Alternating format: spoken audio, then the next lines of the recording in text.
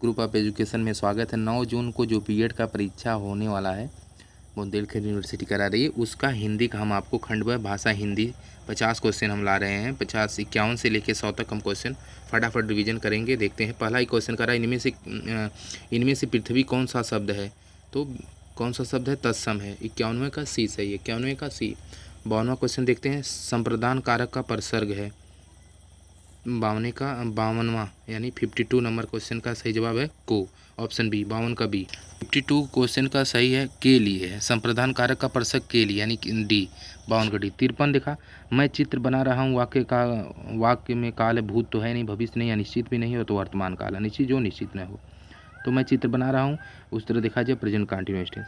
आलू किस भाषा का शब्द है? पुर्तगाली भाषा का शब्द, सॉरी, आलू किस भाषा का शब्द है? पुर्तगाली। श दिया, वर्ड का उच्चारण स्थान है। 55 नंबर क्वेश्चन की बात किया जाए तो यह मुर्दा है, ठीक ना, यानी बी। 56वां देखिए, गूलर का फूल होना का मतलब है दुर्लभ वस्तु से है। सूत शब्द को स्त्रीवाचक बनाने के लिए आ प्रत्यय जोड़ते हैं, प्रत्यय का प्रयोग होगा आ, यानी विकल्प डी। 57 डी। 58, पैरों से लेकर सिर तक का एक शब्द का उपयोग होगा, ये इसमें है बी, 58 का बी। 59 नंबर, काव्य में भाव तथा कला का सौंदर्य बढ़ाना जानते हैं, अलंकार ही है, 59 का डी। 60वां प्रश्न दिया, सर्वश्रेष्ठ हास्य व्यंग निबंधकार कौन है? तो हरिशंकर परसाई, यानी 60 नंबर का फर्स्ट, ये सही है। 61, षडानन शब्द के लिए संधि विच्छेद होगा, षडधन आनन यानी विकल्प डी, 61 का डी। 62, चक्रधर शब्द है, तो ये है योग रूढ़, 62 का योग रूढ़ होना चाहिए, 62 का सी। आगे बढ़ते हैं। 63 नंबर क्वेश्चन की बात किया जाए, निम्नलिखित में अनिश्चयवाचक सर्वनाम है। कुत्ते भौंक रहे होंगे, इसलिए आप लोग उस पर ध्यान नहीं देंगे, क्योंकि उनका काम ही भौंकना। स्ट्रेंजर यानी अजनबी को कुत्ते भौंकते हैं, कई बार ऐसा भी मुहावरा पूछा, इंग्लिश में पूछता, आप लोग पढ़े होंगे। तो निम्नलिखित में से अनिश्चयवाचक सर्वनाम कौन सा है? अनिश्चयवाचक यानी 33 का क्वेश्चन का सही जवाब ए वाला, यानी कि कुछ है। संबंध बोधक अव्यय किसके साथ प्रयुक्त होते हैं? आप लोग जानते हैं। 64 नंबर क्वेश्चन की बात किया जाए तो संज्ञा अथवा सर्वनाम के साथ, यानी ए सही है।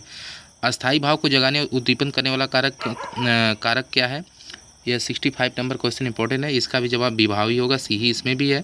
ज्यों ज्यों निहारी नेरे है नैनाही, त्यों त्यों खरी निकरे सा निकरई सा निकाई। पंक्ति में अलंकार कौन सा है?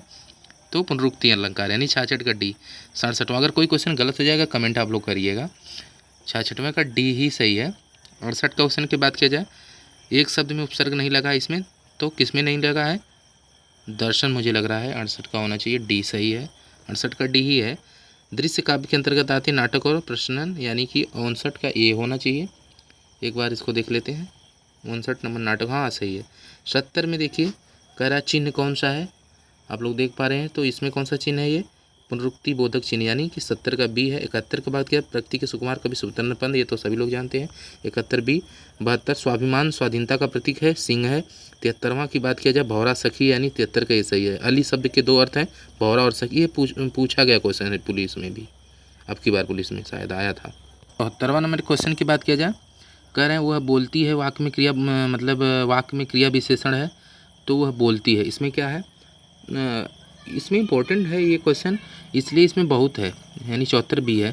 उज्ज्वल में संधि है, उज्ज्वल पद में संधि है, कौन सी संधि है? दीर्घ संधि है या गुण संधि है? 75वां क्वेश्चन की बात किया जाए तो इसमें कौन सी संधि? व्यंजन संधि है। छायावाद युग के प्रवर्तक हैं जयशंकर प्रसाद जी हैं। 76 ए। 77, पावक शब्द का उदाहरण है, पावक शब्द उदाहरण है, किसका है? 77 नंबर क्वेश्चन की अगर बात किया जाए तो विकल्प नंबर डी, अयाद स्वर संधि का, पावक शब्द उदाहरण है अयाद स्वर संधि का। आगे बढ़ते हैं, अगला क्वेश्चन कर रहा है 78 नंबर का, सामान्यतः काव्य के कुल कितने भेद हैं? 2 हैं। प्रसारण का विलोम शब्द कौन सा है? तो अंकुचन होगा, प्रतिपादन तो हो नहीं सकता। 79 नंबर क्वेश्चन की अगर बात किया जाए, इंपॉर्टेंट क्वेश्चन, इसका सही है अंकुचन। लोक संस्कृति का जन्म गाँव में हुआ, आप लोग जानते हैं, 80 बी। कुषाण शब्द है, कुषाण तद्भव होना चाहिए। 81 की अगर बात किया जाए तो तत्सम है, तद्भव नहीं तत्सम है। कुषाण शब्द है, यानी कि 81 का डी सही है, 81 का डी 100% सही है, मैं सोचा तद्भव होना चाहिए, जी तत्सम सही है। अगला क्वेश्चन, बुद्धि भ्रमित होना मतलब होता है धोखा खाना, चक्कर में पड़ना भी हो सकता है। तो 82वें का अगर बात किया जाए तो ये ही सही है, क्योंकि ये सही है, धोखा खाना, कोई चक्कर में पड़ना मतलब बुद्धि भ्रमित, किसी की बुद्धि भ्रमित हो गई है, यानी किसी के चक्कर में वो पड़ गया था, मैंने बुद्धि भ्रमित हुई है, तो यानी बी 82 ए। सिर से बोझ उतारना मोहरे का अर्थ है बक्सा रखना, बहुत ही ऐसे ऐसे क्वेश्चन भी आते हैं, आप लोग जानते हैं। तो 83 नंबर क्वेश्चन का सही जवाब है भार टालना। सिर से बोझ उतारना मतलब भार टाल दिए, नहीं लोग कहते सिर से बोझा उतर गया, भार टल गया। अगला क्वेश्चन देखा जाए 84 नंबर क्वेश्चन, रूढ़ शब्द कौन सा इसमें है? निम्नलिखित कोई प्रश्न 4 विकल्प दिए हैं, रूढ़ शब्द पूछ दिया गया है। तो रूढ़ शब्द इनमें से कौन सा है? पशु शब्द रूढ़ ही दिख रहा है। महोत्सव में संधि है, गुड़ संधि है, महाधन उत्सव, अंबर का विलोम है। यह क्वेश्चन इंपॉर्टेंट है, 86 वाला आया वो क्वेश्चन है। तो दोस्तों 86 नंबर क्वेश्चन अंबर का विलोम आकाश, अंबर का विलोम पूछा गया है। तो अंबर का विलोम अवनी होगा, ठीक है ना, बाकी नहीं। मुझे कैसा शब्द है? मुझे कैसा शब्द है? तो 87 क्वेश्चन का विकल्प सी उत्तम पुरुष है। अगला आपको दिखा दीजिए, उत्तर प्रदेश बीएड प्रवेश परीक्षा का हम प्रश्न दे रहे हैं आपको। बहिर्मुखी में समास है, तो ये कौन सा बेभाव समास है? सूरदास की साहित्यिक भाषा आप लोग जानते हैं, ब्रजभाषा। महाकाव्य में वर्णन होता है मानव जीवन, यानी 90 ये है, पढ़ लीजिए। काली मिर्च में कौन सा समास है? आप लोग जानते हैं। यह क्वेश्चन इंपॉर्टेंट है और इसका भी जवाब कर्मधारय है, यानी उर्वशी किसकी है? जयशंकर प्रसाद जी कहीं दिख रहे हैं? नहीं, उर्वशी रामधारी सिंह दिनकर जी की है। 92 का सी सही है। सन्यासी का पर्यायवाची क्या है? यह क्वेश्चन इंपॉर्टेंट है। 93 क्वेश्चन इंपॉर्टेंट इसलिए कई बार आया, आप लोग देख लीजिएगा। 93 क्वेश्चन की बात किया जाए तो दंडी है, सन्यासी का पर्यायवाची दंडी है, यानी कि 93 का डी। 94 अद्भुत रस का स्थायी भाव है, यह क्वेश्चन यूपी पुलिस में आया था अभी, अब की बार देखिए आप लोग देखे होंगे। 94वां अद्भुत रस का स्थायी भाव पूछा गया है।